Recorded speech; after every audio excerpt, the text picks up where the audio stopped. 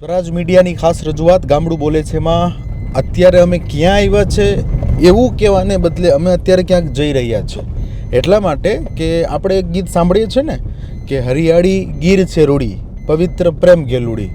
હવે હકીકતમાં ગીર એટલે તાલાળા અને સાસણ ને ભાલછેલ ને ભોજદે ને આજુબાજુના ગામડાઓ, પણ અત્યારે અમે ખરેખર ગીરની લગોલગ, ગીરની વચોવચ અને ગીર મહી આવી પહોંચ્યા છે. આપ જે રસ્તાઓ જોઈ રહ્યા છો એકદમ કાચા રસ્તા છે, એકદમ સુમસામ રસ્તાઓ છે. ક્યાંક ક્યાંક આપણને કોક એકલ દોકલ મોટરસાઇકલ ચાલક એટલે કે વાહન ચાલક જોવા મળે. અને આ લોકો અત્યારે એટલી મતલબ શાંતિ છે આ જંગલમાં. અમે લોકો અત્યારે જામવાડા ગીર ગઢડા એ પંથકમાં છે અને એક્ઝેક્ટ લોકેશન શું કેવું એ તો મને ખબર નથી, કેમ કે અહીંયા એક્ઝેક્ટ કોઈ લોકેશન હોય એવું લાગતું જ નથી.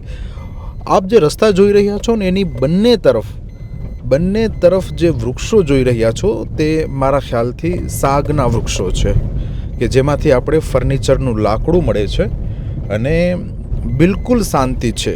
બરોબર 3 વાગ્યા છે બપોરના અને આ મધ્યાહનની મળસ્કે અમે જ્યારે આવી પહોંચ્યા છે ગીરમાં ત્યારે અહીંયા ઉબડખાબડ રસ્તાઓ છે અને એ ઉબડખાબડ રસ્તાઓની વચ્ચેથી આપણે ગાડી પસાર કરી રહ્યા છે.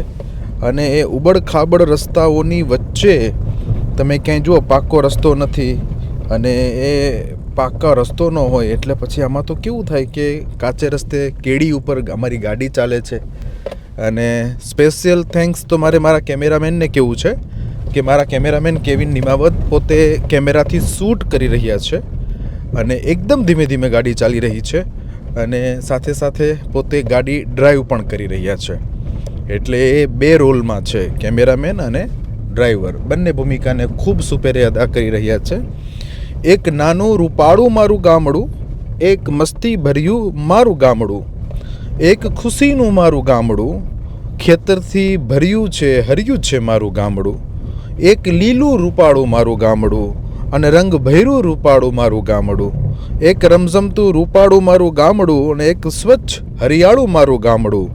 અને આમ તો આપણે ગામડામાં પણ નથી અત્યારે, હવે તો જો કે ગામડામાં પણ ઘણી સુવિધાઓ આવી ગઈ છે. અને આપ જોઈ રહ્યા છો અમે કનકાઈ બાણેજના રસ્તે હોય અને એ રસ્તા તરફ જતા હોય ત્યારે આ જે આપ જંગલનો આહલાદક અનુભવ કરી રહ્યા છો, નીરવ શાંતિ છે, બિલકુલ ધીમી ગાડી ચાલી રહી છે, કાચો રસ્તો છે, ધૂળિયો માર્ગ છે એવું કહીએ તો કંઈ ખોટું નથી. અમારા મોબાઈલમાં નેટવર્ક પણ નથી આવતું અને તમે જ્યારે અહીંયા આવો તો તમને એવું લાગે કે હું ભાગદોડની દુનિયાથી દૂર એક શાંતિના સમુદ્રમાં આવીને બેઠો છું જ્યારે તમે આ ગીરના ખોળામાં આવો. અને હકીકતે આ જે ગીર છે ને સાહેબ, એના માટે તો શું કહેવું, એમ એટલી અદ્ભુત ભૂમિ છે, એ ધરા એટલી આમ પાવનકારી શાંતિવાળી છે કે અહીંયા આવો એટલે આપણને માત્ર ને માત્ર શાંતિ જનો અનુભવ થાય.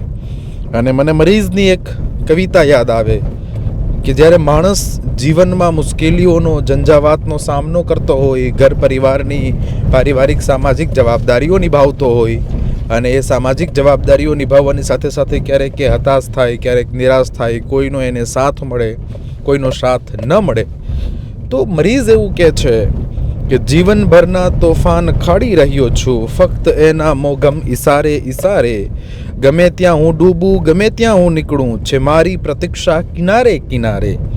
અહીં દુઃખની દુનિયામાં એક રંગ જોયો, ભલે સુખનું જગ હો પ્રકારે પ્રકારે, સુજનની કબર કે ગુનેગારની હો, છે સરખી ઉદાસી મઝારે મઝારે. મરીઝ એવું કહે છે કે જ્યારે માણસ મરે તો એની કબર, હવે એ માણસ સજ્જન હોય કે પછી કોઈ ગુનેગાર વ્યક્તિ હોય, પણ દરેકની કબરે એને ઉદાસી જ મળે. પણ એ ઉદાસીને ખાળવી હોય તો હું એવું કહું છું કે ગીરના ખોળામાં આવો.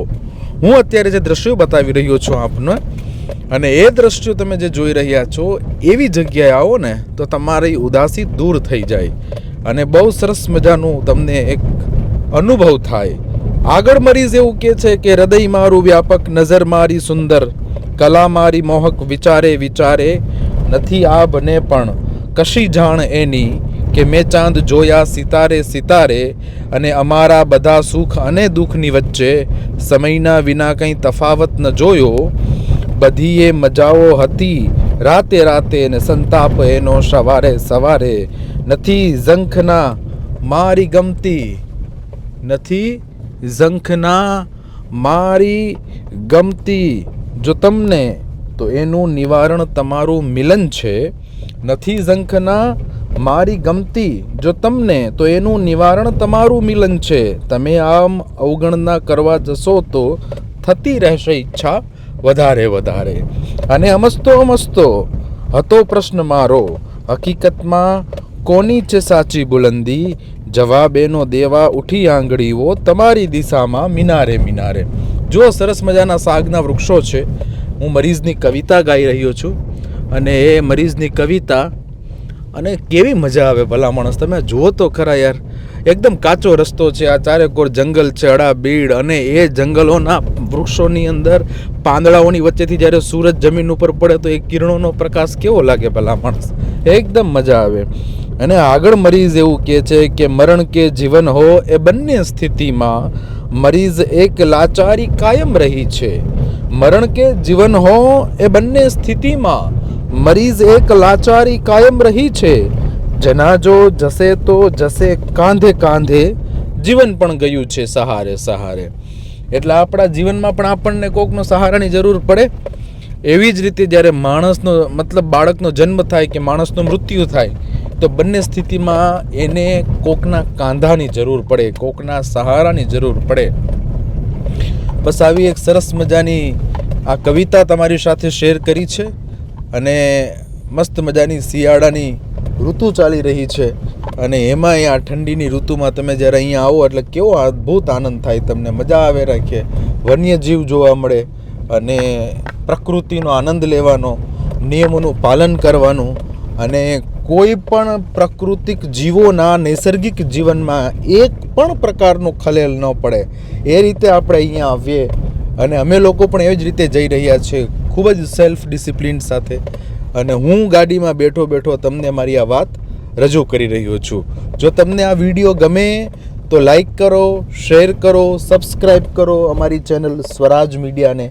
અને સ્વરાજ ચેનલ સબસ્ક્રાઈબ કરો, અને સાથે સાથે એક વખત ગીરમાં આવો ડિસિપ્લિન સાથે, અને આવા ધૂળીએ માર્ગ આવો, પરંતુ વિચારોને એકદમ ઉજળા લઈને.